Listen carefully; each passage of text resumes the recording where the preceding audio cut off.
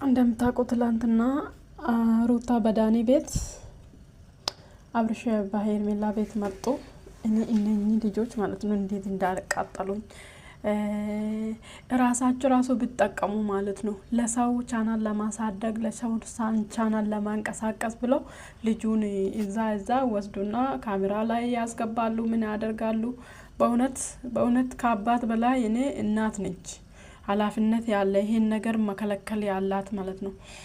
ምክንያቱም እናት ነች አምጣ የወለደችው ብዙ መከራ አብሮ ያየችው እሷ ነች እንጂ እሱ አይደለም። እሱ የፈለገ ቦታ ሲሄድ የፈለገ ነገር ቢያደርግ ነው ቆየው። እሷ ነች ተቸግራ ይሄን ልጅ ተቸግራ የወለደችው። ለምንድን ነው በየካሜራ ራሱ ብትጠቀም ጥሩ ነው። ለራሷ ራሱ ቢሆን ጥሩ ነው። በቃ የሚቀረጽ ቪዲዮ ለራሱ የማንም ቻናል ውስጥ ለምን ደም ታስገባ ልጁ ማለት ነው? ለምን አሁን ትላንትና እሷ እዛ በዳኒ ቤት ልጅ ጠፋብኝ ብላ ታለቅሳለች። እሱ ደግሞ ልጁን ወስዶ ሰርቆ ማለት ነው ወስዶ ሸውዶ ሄርሜላ ጋር ደበቀ ማለት ነው። ሄርሜላ ጋር ወሰደ። የምራችሁን ነው። ምክንያቱም አብርሃምም እንዴት እንደዚህ ያደርጋል? እንዴት ሄርሜላ ጋር ይወስዳል ልጁን ማለት ነው? እንዴት ልጁን በየቦታ ይዞ ይዞራል? እንዴት በየቤቱ ይዞ ይዞራል ማለት ነው? ያ ገና ትንሽ ልጅ እንዴት ለዛውን ካሜራ ፊት ለፊት ብዙ ሰው አይን አለ ምን አለ? ለምንድን ነው ልጁን እንደዚህ የሚያደርጉት? አያሳስባቸውም? ስለ ልጅ ምንም ግድ አይሰጣቸውም? በቃ እነሱም ለራሳቸው ራሱ አልተጠቀም እኮ አብርሃምም በቃ ሄርሜላ ጋር ወሰደ። የራሱ ቻናል ላይ ብለቅ ኦኬ የሄርሜላ ቻናል ላይ ነው። እሷም ደግሞ እዚህ እያለቀሰች በራሷ ብትወስዱ ቪዲዮ ኦኬ እየሰጣችሁ ለዳኒ ነው። የዳኒ ቻናል ላይ ነው።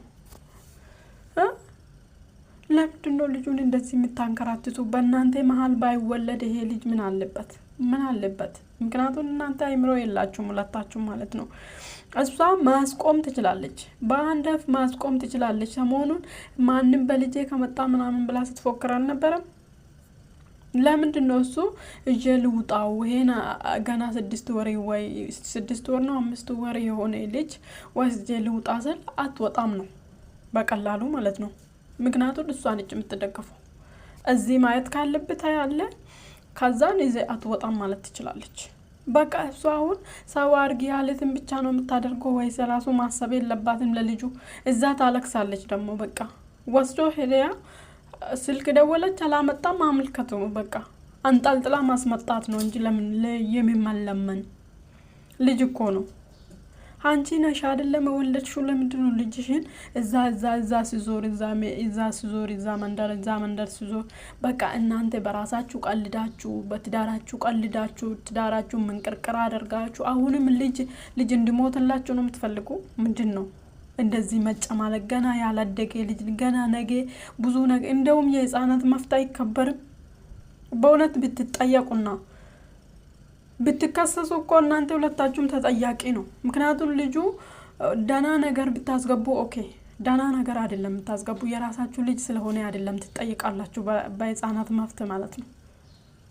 አረ ምን ጫምላቆች ናቸው? እግዚአብሔርን እንዴት እንዳናደዱ ማለት ነው። እሱም ወስዶ እዛ ሁለተኛ ሚስቱ ጋር ወሰደ ደበቃት ማለት ነው።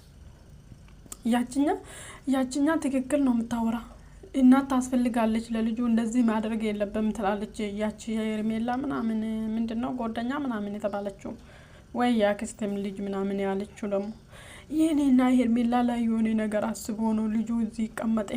እኔ ቀብረር ብዬ አሳድጋለሁ።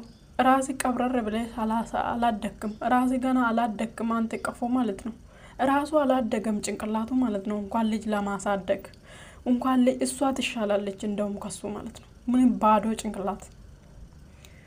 ቀብረር ብዬ አሳድጋለሁ። ምግብ መስጠት ልብስ ማልበስ ብቻ ነው ልጅ ማሳደግ? ይሄ ነው ነገ ትውልድ የሚያበላሸው ሀገር የሚያበላሸው። በእንደዚህ አይነት ውስጥ ሲያድግ ማለት ነው። ግን በጥሩ ቤተሰብ በጥሩ መሀል ከወጣ ልጅ